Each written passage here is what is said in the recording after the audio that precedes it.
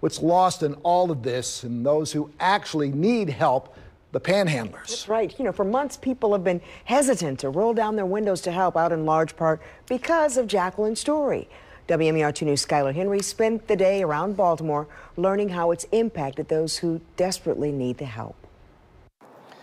Yeah, despite the lie, there was a perception put in place of people being afraid to actually give money to those who may need it on the streets of Baltimore. Now people in the city are trying to reverse that narrative, trying to get people to reconsider how they treat those who may need the help the most. Perhaps the story Baltimore police say Keith and Valeria Smith pushed about a panhandler stabbing and killing Jacqueline Smith in December was, in fact, intentional. While detectives wait to release the motive on why Jacqueline was murdered, those in the city say the two caused more damage to some of Baltimore's most vulnerable. A red herring that took an entire city off their trail and put blame on those on street corners. It was appalling to know that people just that greedy and not thinking about the Lord versus life. Elder Mark Rawls went up to Churchville in the days after Jacqueline died to pray with her family.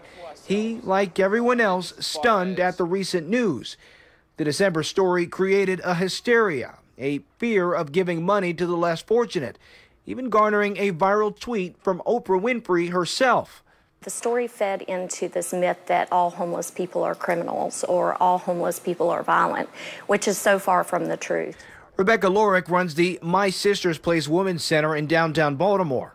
The ripple effect of this alleged debunked story forcing her, who at one point was homeless herself, to take a stand for the homeless women she sees and helps on a daily basis. If people just keep in mind that this is a person and to truly do what we do at Catholic Charities and cherish the divine within all, and when we say we cherish the divine within all, we truly do that. It's an added tarnish to a city looking to redeem itself, says Councilman Robert Stokes, who claims he knew something was off about Keith's story from the start.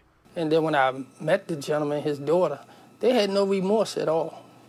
But to use Baltimore City, where you don't live at, to use panhandling and give Baltimore another black eye, I think that's appalling. It's got to stop. What shouldn't stop, Rawls says, is helping those who need it.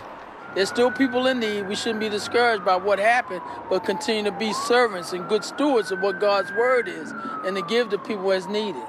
In Baltimore, I'm Skylar Henry, WMAR 2 News.